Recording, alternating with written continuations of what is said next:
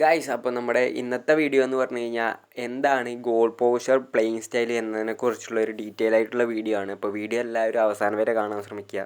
അപ്പോൾ നമ്മുടെ ഈ ഫുട്ബോളിൽ ഒരു സ്ട്രൈക്കറിന് അതോ ഒരു CFന് നൽകിയിട്ടുള്ള ഒരു പ്ലേയിങ് സ്റ്റൈലാണ് ഈ ഗോൾ പോസ്ചർ എന്ന് പറയുന്നത്. അതായത് ഒരു ഗോൾ പോസ്ചർ പ്ലേയിങ് സ്റ്റൈൽ കൊണ്ട് ഉദ്ദേശിക്കുന്നത് ഇത്ര മാത്രമേ ഉള്ളൂ.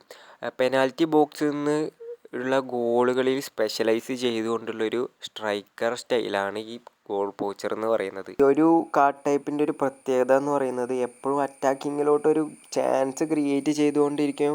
പെനാൽറ്റി ബോക്സിൽ നിന്നൊക്കെ ഒരു ബോൾ കിട്ടിക്കഴിഞ്ഞാൽ അത് സെക്കൻഡ് വേസ്റ്റ് ചെയ്ത് സ്ട്രൈക്ക് ചെയ്ത് ഗോളാക്കി മാറ്റുക എന്നുള്ളൊരു രീതിയാണ് ഈ ഗോൾ പോസ്ചർക്ക് കൊടുത്തിരിക്കുന്നത്.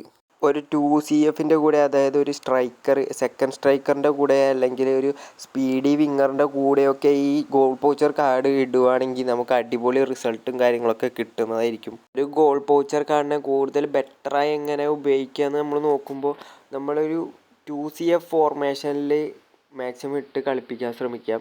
അതായത് ഒരു സെക്കൻഡ് സ്ട്രൈക്കറിൻ്റെ കൂടെ അല്ലെങ്കിൽ ഒരു സ്പീഡി വിങ്ങറിൻ്റെ കൂടെയൊക്കെ ഇടുവാണെങ്കിൽ നമുക്ക് കൂടുതൽ ഒരു ഇഫക്റ്റീവ് ഉണ്ടാവും. അതുപോലെ തന്നെ നമ്മൾ ഗെയിമിൽ കൂടുതലായും കട്ട് ബാക്സും പിന്നെ ത്രൂ പാസ്സൊക്കെ കൊടുക്കുകയെന്നുണ്ടെങ്കിൽ നമുക്ക് കൂടുതൽ ഗോൾ സ്കോർ ചെയ്യാൻ ഒരു ചാൻസസും കൂടി ഉണ്ട്. നമ്മളൊരു സെക്കൻഡ് ഹാഫിലൊക്കെ ഒരു സൂപ്പർ സബ്ബായിട്ടുള്ള ഒരു ഗോൾ പോസ്ചർ കാർഡിനൊക്കെ ഇറക്കി കളിക്കുകയെന്നുണ്ടെങ്കിൽ നമുക്ക് ഈസി ആയിട്ട് തന്നെ ഡിഫൻഡേഴ്സിനെ ബീറ്റ് ചെയ്ത് ഗോൾ അടിക്കാൻ പറ്റുന്നതായിരിക്കും.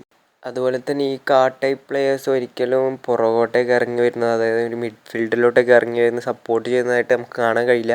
അതുകൊണ്ട് തന്നെ ഒരു ഡിസഡ്വാൻറ്റേജ് ആയിട്ട് പറയാനുള്ളത് എപ്പോഴും ഒരു ഓഫ് സൈഡ് ട്രാപ്പിലേക്ക് അകപ്പെടുന്നതായിട്ട് നമുക്ക് കാണാൻ പറ്റും. പക്ഷെ നല്ലൊരു ടീം സെറ്റപ്പും പൊസിഷനൊക്കെ കീപ്പ് ചെയ്ത് കളിക്കുന്നൊരു പ്ലെയർക്കാണെന്നുണ്ടെങ്കിൽ ഒരു നല്ലൊരു ഗെയിം പ്ലേ നമുക്ക് കൊണ്ടുവരാനായിട്ട് പറ്റും. ഗൈസ്, ഇതുപോലെയുള്ള എക്സ്പ്ലെയിനേഴ്സ് വീഡിയോസിനായി എൻ്റെ ചാനൽ മറക്കാതെ സബ്സ്ക്രൈബ് ചെയ്യുക. പിന്നെ ഇതുപോലെ നിങ്ങൾ ഗെയിം കളിക്കുന്ന നിങ്ങളുടെ ഫ്രണ്ട്സിലേക്ക് ഈ വീഡിയോ ഷെയർ ചെയ്യുക, ലൈക്ക് ചെയ്യുക. പിന്നെ നിങ്ങളുടെ അഭിപ്രായം കാര്യങ്ങളൊക്കെ കമൻറ്റായി രേഖപ്പെടുത്തുക. അപ്പോൾ it's me Groot signing off.